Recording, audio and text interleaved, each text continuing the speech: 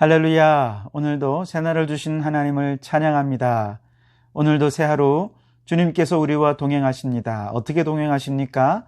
성령으로 동행하십니다. 영이신 하나님께서 우리와 동행하실 때 그 성령께서 우리에게 지혜도 주시고 힘도 주시고 우리의 보혜사가 되어 주셔서 우리를 도와주셔서 진리의 길, 은혜의 길, 축복의 길로 우리를 인도해 주실 줄 믿습니다.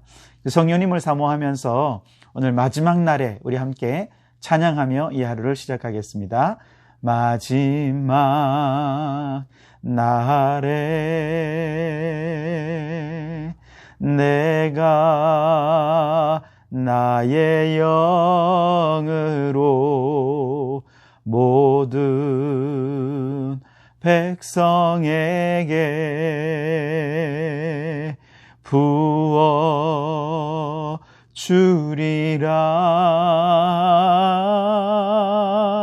자녀들은 예언할 것이요 청년들은 환상을 보고 아비들은 꿈을 꾸리라. 주의 영이 임하면 자녀들은 예언할 것이요 청년들은 환상을 보고 아비들은 꿈을 꾸리라. 주의 영이 임하면 성령이여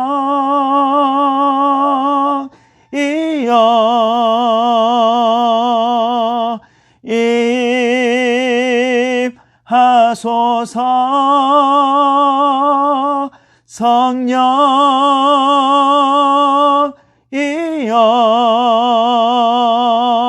우리에게 임하소서.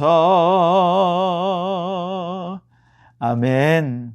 오늘도 성령 충만한 하루 되시기를 주님의 이름으로 축복합니다. 이 아침 우리에게 주시는 하나님의 말씀은 사도행전 2장 32절에서 36절까지 말씀입니다. 제가 봉독해 드리겠습니다. 이 예수를 하나님이 살리신지라 우리가 다 이 일의 증인이로다. 하나님이 오른손으로 예수를 높이심에 그가 약속하신 성령을 아버지께 받아서 너희가 보고 듣는 이것을 부어 주셨느니라. 다윗은 하늘에 올라가지 못하였으나 친히 말하여 이르되 주께서 내 주에게 말씀하시기를 내가 내 원수로 내 발등상이 되게 하기까지 너는 내 우편에 앉아 있으라 하셨도다 하였으니 그런즉 이스라엘 온 집은 확실히 알지니 너희가 십자가에 못 박은 이 예수를 하나님이 주와 그리스도가 되게 하셨느니라 하니라. 아멘. 계속해서 베드로의 오순절 설교 말씀을 함께 나누고 있는데요.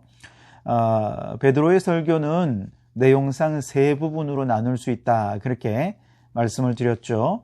첫 번째 부분은 14절에서 21절까지인데 이 부분에서 베드로는 요엘서를 인용하면서 우리는 술 취한 것이 아니라 성령에 취한 것이고 바로 이 성령에 취한 것은 요엘서가 우리에게 성취된 사건입니다, 이렇게 이야기를 한 것이죠. 두 번째 부분은 21절에서 31절인데 다윗의 시편 16편의 말씀을 인용해서 예수님의 죽음과 부활의 복음을 선포합니다. 즉 다윗이 예언한 대로 예수님은 음부에 버려지거나 썩지 않으시고 다시 살아나셨다는 것이죠. 그리고 예수님께서 부활의 첫 열매가 되셔서 다시 살아나셨던 것처럼 우리도 예수님을 따라 반드시 부활할 것이라, 그렇게 예언해 주시고 말씀을 해 주셨습니다. 그리고 오늘 본문에서 베드로는 이제 마지막 설교의 세 번째 부분인데요. 여기서는 예수님의 부활 승천은 이제 그 이후에 예수님은 어디에 계신가, 여기에 답을 하면서 성령께서는 우리 가운데 오셔서 어떤 일을 하시는지에 대해 말씀을 해 주십니다. 먼저 하나님의 능력으로 부활하신 예수님은 그 후에 어떻게 되셨을까요? 34절, 35절에서 베드로는 시편 110편의 다윗의 이 내용을 다시 한 번 더 인용하면서 설명을 합니다. 이렇게 인용한대요. 주께서 내 주에게 말씀하시기를 내가 내 원수로 내 발등상이 되게 하기까지 너는 내 우편에 앉아 있으라 하셨도다. 아멘. 이 말씀에 보면 주가 두 번 등장을 하는데요. 앞부분에 나오는 주는 성부 하나님을 의미하고 뒷부분에 나오는 주는 성자 예수님을 상징합니다. 다시 말해 성부 하나님께서 성자 예수님께 말씀하시기를, 그런 뜻인데요. 뭐라고 말씀하셨을까요? 내가 네 원수로 내 발등상이 되게 하기까지, 즉 원수 마귀를 진멸하고 최후 승리, 즉 예수 그리스도의 재림의 날을 의미하는 것이죠. 바로 그 최후 승리를 얻을 때까지 너는 내 우편에 앉아 있으라 하셨도다. 즉 성자 예수님을 성부 하나님 보좌 우편에 앉으시도록 말씀하셨다는 것입니다. 다윗이 바로 이것을 예언한 것이죠. 여기서 하나님 우편이라고 하면 이것은 하나님의 권능을 상징하죠. 예수님은 부활 승천하셔서 하나님의 권능의 자리에 앉으셔서 만왕의 왕이 되셨고 만주의 주가 되셔서 권능으로 온 천하 만국을 다스리고 통치하게 되셨다라고 하는 것입니다. 이걸 다윗이 예언을 한 건데, 그렇다면 다윗이 직접 하늘에 올라가서 예수님이 그 하나님 보좌 우편에 앉으시는 것을 보았는가? 이제 그런 건 아니죠. 다윗이 예수님도 만나지 못했고 또 하늘에 올라갈 수도 없었죠. 34절에 이렇게 이야기하는데요. 다윗은 하늘에 올라가지 못하였으나 친히 말하여 이르되, 이렇게 말씀하시죠. 다윗은 못 봤습니다. 그런데 이걸 어떻게 알았을까요? 그것은 오직 성령의 역사로만 알 수 있는 것이었습니다. 구약시대에는 성령께서 하나님의 일을 아주 특정한 선택된 소수의 사람들에게 아주 특별한 방법으로 알려주셨죠. 어떤 사람에게는 하나님께서 직접 나타나셔서 말씀하시기도 하고, 때로는 말씀하시기도 하고, 때로는 성령으로 말미암아 꿈을 통해서 말씀하시기도 하고, 환상을 통해 보여주시기도 하시고, 때로는 영적인 지식을 활짝 열어주셔서 하나님의 뜻과 계획을 알려주시고 보여주셨습니다. 그리고 선지자들은 바로 본 대로, 또 들은 대로, 깨달은 대로 하나님의 일을 예언하고 선포했던 것이죠. 즉 성령님은 구약시대에도 일하셨고, 더 나아가면 태초부터 성부, 성자 하나님과 함께 일하시고 역사하신 하나님이십니다. 그런데 예수님이 이제 승천하신 이후에 하나님 보좌 우편에 앉으셨을 때 바로 그 성령님을 이제 예수님께서 다시 한 번 더 이 세상으로 파송하십니다. 33절 말씀에 보면 하나님이 오른손으로 예수를 높이심에 그가 약속하신 성령을 아버지께 받아서 너희가 보고 듣는 이것을 부어 주셨느니라.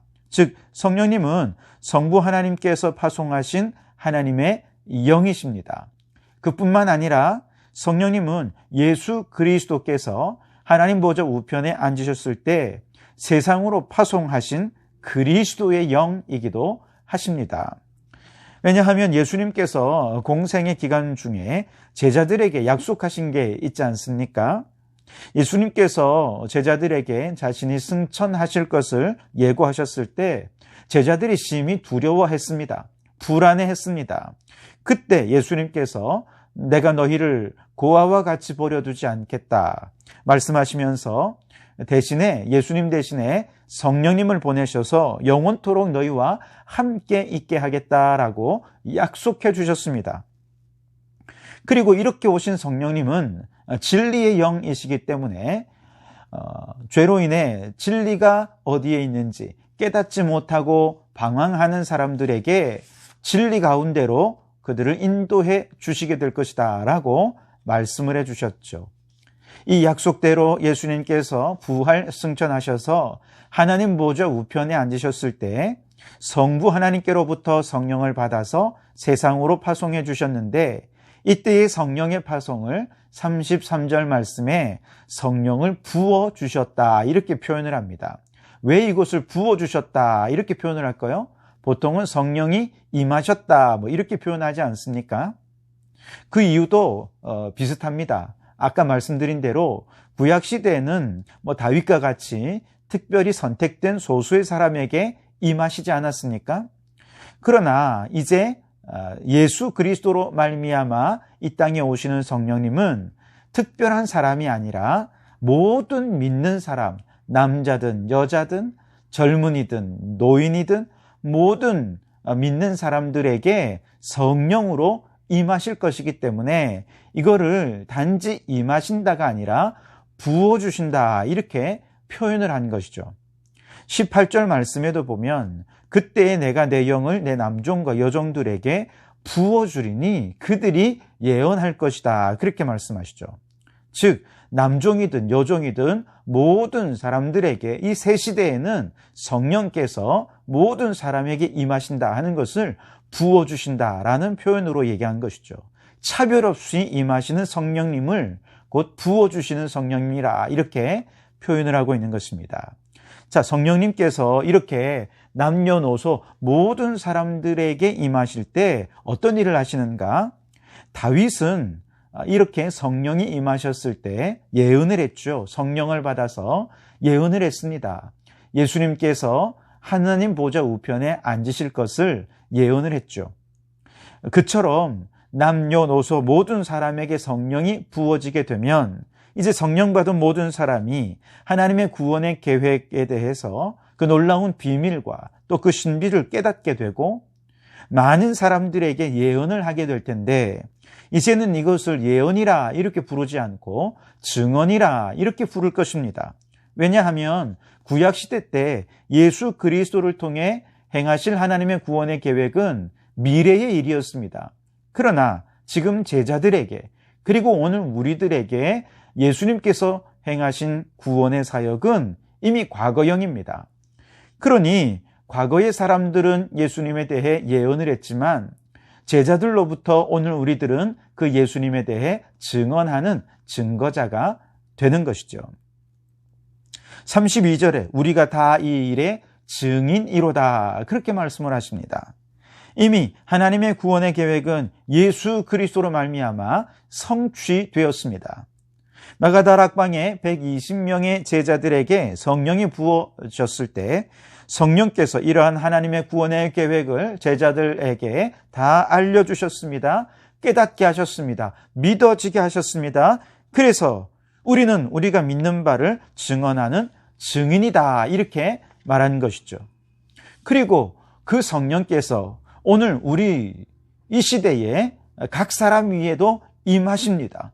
부어주십니다. 남녀 모든 사람들에게 차별 없이 성령께서 부어지실 때 십자가 예수님이 우리를 죄에서 구원하신 그리스도라고 하는 사실이 깨달아지고 믿어지게 됩니다. 성령께서 역사하시면 부활승천하셔서 하나님 보좌 우편에 계신 예수님께서 이제 우리의 주가 되십니다. 만주의 주가 되신 그 주님께서 나의 주인이 되시기도 하신 것을 깨닫고 그 주님께 우리의 삶의 통치권을 내어드리게 되는 것입니다. 이것을 성령으로 말미암아 먼저 깨닫고 믿은 제자들이 지금 경건한 유대인들에게 이걸 선포하는 거예요. 36절에 그런즉 이스라엘 온 집은 확실히 알지니 너희가 십자가에 못 박은 이 예수를 하나님이 주와 그리스도가 되게 하셨느니라. 아멘. 여러분, 우리가 성령을 받을 때 예수님이야말로 우리의 주가 되시고 우리의 그리스도가 되신다라는 것이 깨달아지고 믿어지고 고백되게 되는 것입니다. 그래서 여러분, 우리는 성령을 받아야 합니다. 성령께서 오셔서 우리를 진리 가운데로 인도하시게 되면 예수님이야말로 나 같은 죄인을 구원하신 나의 그리스도라고 전심으로 고백할 수 있게 될 것입니다. 성령께서 오셔서 우리의 영적인 상태를 비추어 주시면 내가 주인 되었던 삶이 얼마나 더럽고 추한 죄악된 삶인지를 깨닫게 됩니다. 그리고 이제 예수님만이 우리의 만왕의 왕이 되시고 만주의 주가 되신다는 사실을 깨닫고 우리의 삶의 주권을 주님께 올려드릴 때 우리의 삶이 얼마나 질서정연하고 조화롭고 아름다운 창조적 삶이 되는지를 깨닫게 해 주시는 것이죠. 성령님이 아니고서는 이것은 인간의 지혜와 지식과 경험으로는 결단코 알 수 있는 것이 아닙니다. 예수님이 나의 주가 되시고 그리스도가 되시는 것은 박사학위를 10개, 20개를 가지고 있어도 알 수가 없습니다. 천재 IQ가 몇백이라고 해도 알 수가 없습니다. 이거는 깨달을 수도 없고 믿을 수도 없어요. 오직 성령께서 오실 때 예수님을 나의 주, 나의 그리스도라 깨닫고 믿고 더 나아가 증거할 수 있게 되는 것입니다. 여러분, 오늘 우리 모든 성도들이 이렇게 성령 충만하셔서 예수 그리스도를 나의 그리스도라고 또 나의 주라고 고백하는 여러분 되시기 바랍니다. 그리고 성령의 능력으로 충만해지셔서 베드로처럼 능력 있게 외칠 수 있기를 바랍니다. 그런즉 여러분은 확실히 아십시오. 당신들이 십자가에 못 박은 이 예수를 하나님이 주와 그리스도가 되게 하셨습니다. 예수님이 나의 주, 나의 그리스도라고 고백할 뿐 아니라 담대하게 증거하는 이 시대의 증인이 되실 수 있길 바랍니다. 그리하여 이 믿음의 고백으로 예수 그리스도 안에서 구원받은 기쁨과 감사와 감격을 누리고 이 감격을 함께 나누는 증인의 삶을 살아가는 우리 성도들이 되시기를 주님의 이름으로 축원합니다. 기도하시겠습니다. 하나님 감사합니다.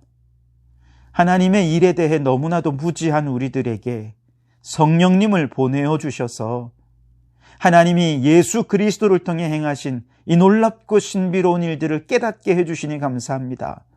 성령님이 깨닫게 해주시고 믿어지게 해주시니 예수님이야말로 나의 주가 되시고 나의 그리스도가 되심을 고백하지 않을 수 없습니다. 그 성령님이 우리에게 권능으로 임하시니 예수님을 나의 주라, 나의 그리스도라 고백하며 증거하는 증인의 삶을 살게 해 주신 줄 믿습니다. 우리 모든 성도들이 성령 충만하여서 예수님을 증거하는 증인의 삶을 살아갈 수 있도록 은혜를 베풀어 주시옵소서. 예수님 이름으로 기도하옵나이다. 아멘.